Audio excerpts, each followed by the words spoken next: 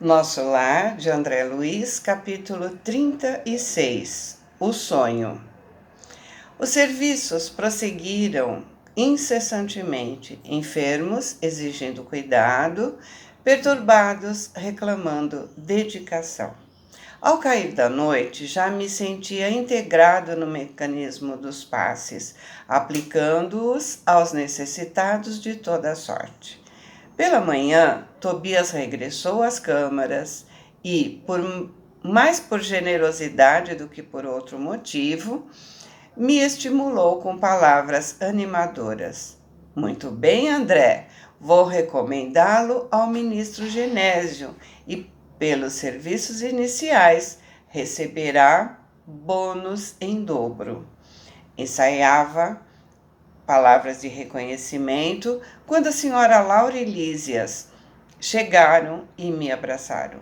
A generosa senhora disse sorrindo: nos sentimos profundamente satisfeitos.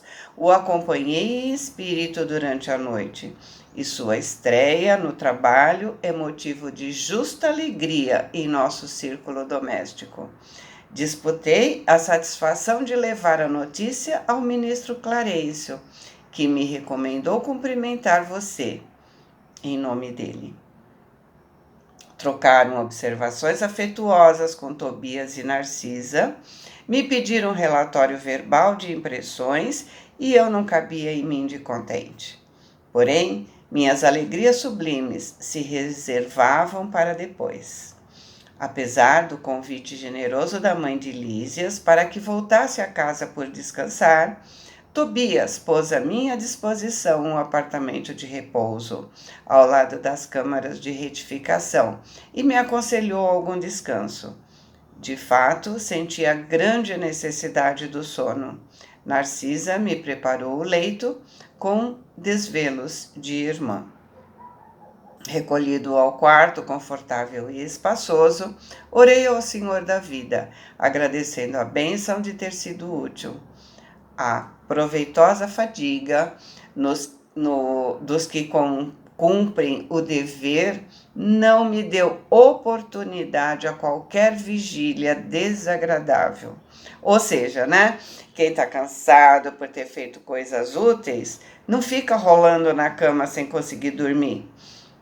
E também aqui, né, fica claro que o perispírito é uma matéria menos densa que o corpo carnal, mas é matéria densa e, portanto, precisa de descanso, né?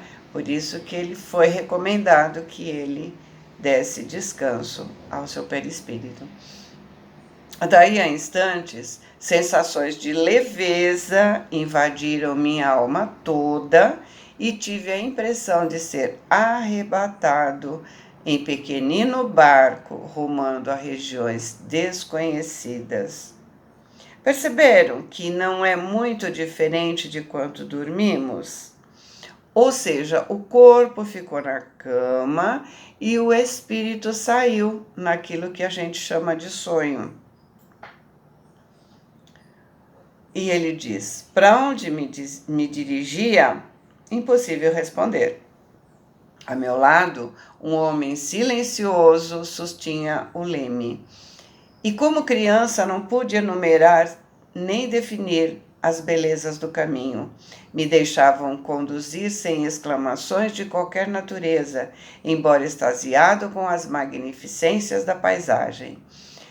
Parecia-me que a embarcação seguia rápida, apesar de movimentos de ascensão, de subida, né? Decorridos minutos, vi à frente de um porto maravilhoso, onde alguém me chamou com especial carinho. André? André? Desembarquei com precipitação verdadeiramente infantil. Reconheceria aquela voz entre milhares. No momento, abraçava minha mãe em transbordamentos de felicidade. Então, fui conduzido por ela a prodigioso bosque, onde as flores eram dotadas de singular propriedade, a de reter a luz, revelando a festa permanente do perfume e da cor. Tapetes dourados e luminosos se estendiam dessa maneira sobre as grandes árvores sussurrantes ao vento. Minhas impressões de felicidade e paz eram inexcedíveis. O sonho não era propriamente como se verifica na Terra. Eu sabia perfeitamente que deixei o veículo inferior no apartamento das câmaras de retificação em nosso lar. E tinha absoluta consciência daquela movimentação em plano diferente. Minhas noções de espaço e tempo eram exatas. A riqueza de emoções, por sua vez, afirmava-se cada vez mais intensa. Então, aqui está a diferença do sonho do encarnado para o desencarnado.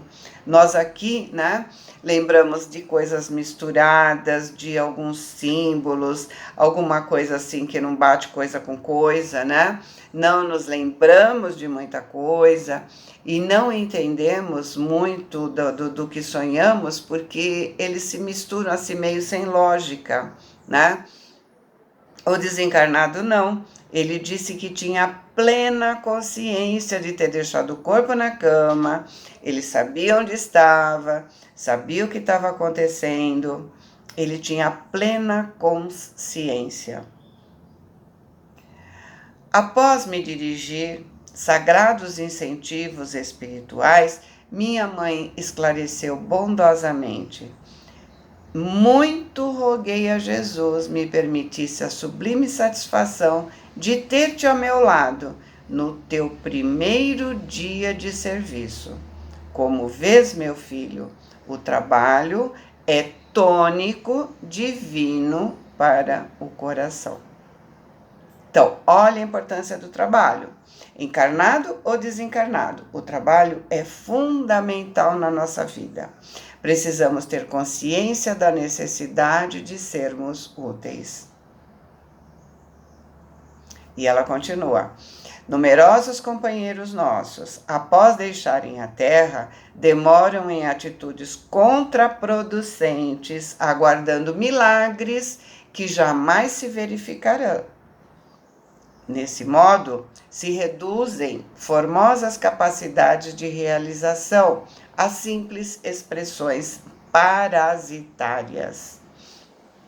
Então, só nos transformamos pelo nosso esforço, pela busca da verdade. Nem aqui, nem lá podemos ficar sentados à beira do caminho, como diz a música, né? Ou parados esperando a banda passar. Temos que fazer parte da banda, temos que aproveitar todas as oportunidades. Como ela diz, deixar de ser parasitas, deixar de ser um peso na vida do outro. Temos que ser árvores que dão frutos. Não é esperar um trabalho compatível com a nossa capacidade. Nosso orgulho nos faz nos acharmos muito importantes. Muito pelo contrário, né? A quem muito é dado, muito será cobrado. E ela continua dizendo: alguns se dizem desencorajados pela solidão, outros, como sucedia na Terra, se declaram em desacordo com o meio a que foram chamados para servir o Senhor. Aquilo que a gente acabou de falar, né? Escolher o trabalho. Não, isso aqui não é para mim, né? Eu mereço coisa melhor. Bem por aí, né? André, é indispensável converter toda a oportunidade da vida em motivo de atenção a Deus. Meu filho, nos círculos inferiores, o prato de sopa ao faminto, o bálsamo ao leproso, o gesto de amor ao desiludido, são serviços divinos que nunca ficarão esquecidos na casa de nosso Pai.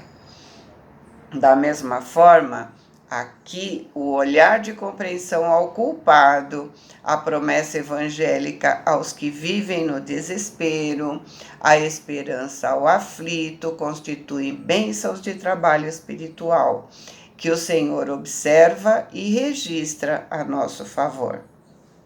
Então, aqui ela coloca a necessidade da empatia, né, também. Ou seja, de se colocar no lugar do outro, de procurar aliviar o sofrimento do outro. Jesus não veio para ser cultuado. Jesus veio para ser imitado. E ele socorria a todos em suas necessidades. É isso que ela fala, né?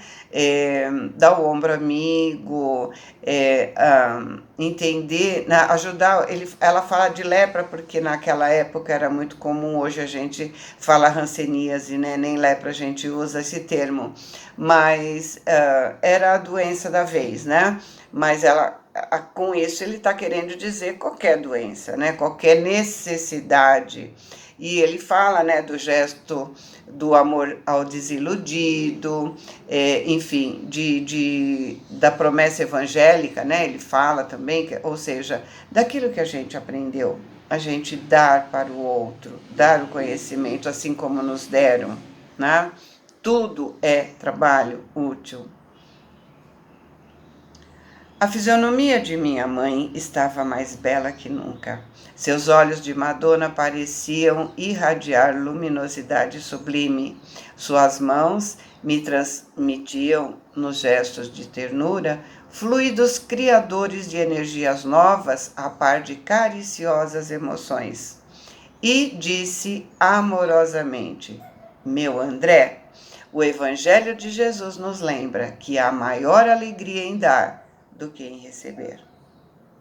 Aprendamos a concretizar semelhante princípio no esforço diário a que formos conduzidos pela nossa própria felicidade. Dá sempre, meu filho, e acima de tudo, jamais esqueças de dar de ti mesmo, em tolerância construtiva, em amor fraternal e divina compreensão. A prática do bem exterior é um ensinamento e um apelo para que cheguemos à prática do bem interior. Ou seja, né, a caridade real não é dar para se desfazer do que a gente, para que não tem mais serventia para nós, né? Não é dar de qualquer jeito, né? Mas é dar com algo de nós, dar com sentimento, dar com amor, dar o nosso amor, a nossa compreensão, ou seja, dar o que nós temos de melhor. Jesus deu mais de si para o engrandecimento dos homens que todos os milionários da terra, unidos no serviço da caridade material, embora sublime. Não te envergonhes de amparar os chaguentos e esclarecer os loucos que entrem nas câmaras de retificação, onde identifiquei espiritualmente teus serviços a noite passada. Trabalha, meu filho, fazendo o bem. Em todas as nossas colônias espirituais, como nas esferas do globo, vivem almas inquietas, ansiosas de novidade e distração. Porém, sempre que possas, esqueça o entretenimento e busca o serviço útil. Assim como eu, indigente como sou, posso ver em espírito teus esforços em nosso lar e seguir as mágoas do teu Pai nas zonas umbralinas. Deus nos vê e nos acompanha desde os mais lúcido embaixador de nossa bondade aos últimos seres da criação, muito abaixo dos vermes da terra. Minha mãe fez uma pausa, que desejei aproveitar para dizer alguma coisa, mas não pude. Lágrimas de emoção embargavam minha voz. Ela me olhou com carinho, compreendendo a situação e continuou. Aqui, na maioria das colônias espirituais, conhecemos a remuneração do serviço do bônus hora. Nossa base de compreensão une dois fatores essenciais. O bônus representa a possibilidade de receber alguma coisa de nossos irmãos em luta, ou de remunerar alguém que se encontre em nossas realizações. Mas o critério quanto ao valor da hora depende exclusivamente a Deus. Pertence exclusivamente a Deus. Na bonificação exterior, pode haver muitos erros de nossa personalidade falível, considerando nossa posição de criaturas em lutas de evolução, como acontece na Terra, mas no concernente ao conteúdo espiritual da hora, a correspondência direta entre o servidor e as forças divinas da criação. É por isso, André, que nossas atividades experimentais no progresso comum, a partir da esfera carnal, sofrem contínuas modificações todos os dias. Tabelas, quadros, pagamentos são modalidades de experimentação dos administradores, a que o Senhor concedeu a oportunidade de cooperar nas obras divinas da vida, assim como concede às criaturas o privilégio de ser pai ou mãe por algum tempo, na Terra e noutros mundos. Todo administrador sincero é cuidadoso dos serviços que lhe competem. Todo pai consciente está cheio de amor desvelado. Deus também, meu filho, é administrador vigilante e pai devotadíssimo. A ninguém esquece e reserva o direito de se entender com o trabalhador quanto ao verdadeiro proveito no tempo de serviço. Ou seja, não é a quantidade que importa, mas sim a qualidade. Toda compensação exterior afeta a personalidade em experiência, mas todo o valor do tempo interessa a personalidade eterna, aquela que permanecerá sempre em nossos círculos de vida, em marcha para a glória de Deus. É por essa razão que o Altíssimo concede sabedoria ao que gasta tempo em aprender e dá mais vida e mais alegria aos que sabem renunciar. Minha mãe se calou enquanto eu enxugava os olhos. Foi então que ela me tomou nos braços, me acariciando desveladamente. Como o menino que adormece após a lição, perdi a consciência de mim mesmo, para despertar mais tarde nas câmaras de retificação, experimentando vigorosas sensações de alegria. Então, esse capítulo, nos alerta que não é simplesmente dar, é dar com amor, seja o que for, material ou emocional. Sempre que pudermos, devemos esquecer o entretenimento e buscar o serviço útil. Não é a quantidade de serviço que a gente faz, é a qualidade do serviço. O que eu fiz verdadeiramente com vontade, e não para mostrar serviço, por necessidade material, Mas a qualidade, como eu fiz esse serviço, o que eu dei de mim nesse serviço, Sempre que merecemos, recebemos no desdobramento carinho, energização daqueles que nos amam, fortalecimento, enfim, muito do que precisamos para continuar, Essa foi assim, eu acho que o objetivo dele, né? Porque ele nomeou esse capítulo como sonho, né? Então, ele mostra para nós, né, que no desdobramento a gente recebe, né, se a gente merece, óbvio, carinho, energização. Por isso que a gente fala, né, vamos, quando nos prepararmos para o sono, pedirmos para podermos trabalhar ou para podermos receber, né, conhecimento, receber o que nós precisarmos, né, participarmos de curso, enfim, nós já falamos isso nos outros livros, mas como esse aqui é o primeiro, a gente ainda não falou, né,